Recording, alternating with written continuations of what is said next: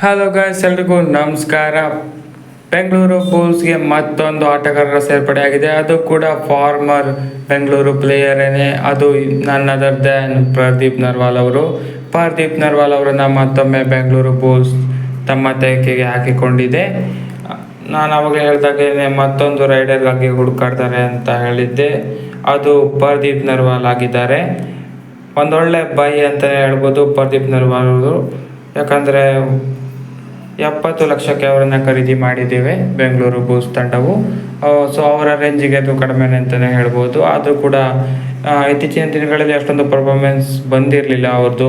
ಅಂದರೆ ಅವರ ಹಳೆ ಕದರ್ನಲ್ಲಿ ಪರ್ಫಾರ್ಮೆನ್ಸ್ ಬಂದಿರಲಿಲ್ಲ. ಹಾಗಾಗಿ ಅಷ್ಟೊಂದು ಯಾರೂ ಇಂಟ್ರೆಸ್ಟ್ ಮಾಡಿಲ್ಲ ಅಂತ ಕಾಣುತ್ತೆ ಬೈ ಮಾಡೋದಕ್ಕೆ. ಈ ವರ್ಷ ಮತ್ತೊಮ್ಮೆ ಅದೇ ಕದರ್ನಲ್ಲಿ ಎಂಟ್ರಿ ಕೊಟ್ಟರೆ ಸಖತ್ತಾಗಿರುತ್ತೆ. ಇದೊಂದು ಒಳ್ಳೆ ಬೈ ಆಗುತ್ತೆ ಖಂಡಿತವಾಗ್ಲೂ. ಅದೇ ಕದರ್ನಲ್ಲಿ ಪ್ರದೀಪ್ ನರ್ವಾಲ್ ಅವರು ನೆಕ್ಸ್ಟ್ ಸೀಸನಲ್ಲಿ ಬ್ಯಾಕ್ ಆದರೆ ನೋಡೋಣ. ಅದೇ ಕದರ್ನಲ್ಲಿ ಪ್ರದೀಪ್ ನರ್ವಾಲ್ ಅವರು ನೆಕ್ಸ್ಟ್ ಸೀಸನ್ನಲ್ಲಿ ಬರ್ತಾರೆ ಅಂತ. ಬೆಂಗಳೂರು ಬುಲ್ಸ್ ಅಂತೂ ಪ್ರದೀಪ್ ನರ್ವಾಲ್ ಅವ್ರನ್ನ ಬೈ ಮಾಡಿದ್ದಾರೆ. ಈ ಬೈ ಬಗ್ಗೆ ತಮ್ಗೇನು ಅನಿಸ್ತು ಅಂತ ಕಮೆಂಟ್ ಮಾಡಿ ತಿಳಿಸಿ. ಒಳ್ಳೆ ಬೈ ಅಥವಾ ಇನ್ನೂ ಮಾಡ್ಬೋದಿತ್ತ ಬೇರೆಯವ್ರನ್ನ ಅಂತ.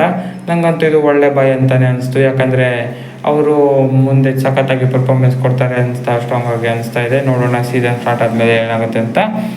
ಸೊ ಅಜಿಂಕ್ಯ ಪವಾರ್ ಮತ್ತು ಪ್ರದೀಪ್ ನರ್ವಾಲ್ 2 ರೈಡರ್ಗಳನ್ನು ಸದ್ಯಕ್ಕೆ ತಗೊಂಡಿದ್ದಾರೆ ಬೆಂಗಳೂರು ಬುಲ್ಸ್ ತಂಡ. ಇನ್ನು ಮತ್ತು ಬರೋದಿದೆ, ಡಿಫೆಂಡಿಂಗ್ ಬರೋದಿದೆ, ಹಾಗೆಯೇ ಆಲ್ರೌಂಡರ್ಸನ್ನು ತಗೋಬೋದು, ನೋಡೋಣ. ಸೊ ಸದ್ಯಕ್ಕೆ ಪ್ರದೀಪ್ ನರ್ವಾಲ್ ಹಾಗೆ ಅಜಿಂಕ್ಯ ಪವಾರ್ನ ತಗೊಂಡಿದ್ದಾರೆ. ಸೊ ಇದಾಗಿತ್ತು ಈ ವಿಡಿಯೋ. ಅಪ್ಡೇಟ್ ಅಂತೂ ಕೊಡ್ತಾ ಇರ್ತೀವಿ. ಸಬ್ಸ್ಕ್ರೈಬ್ ಮಾಡಿ.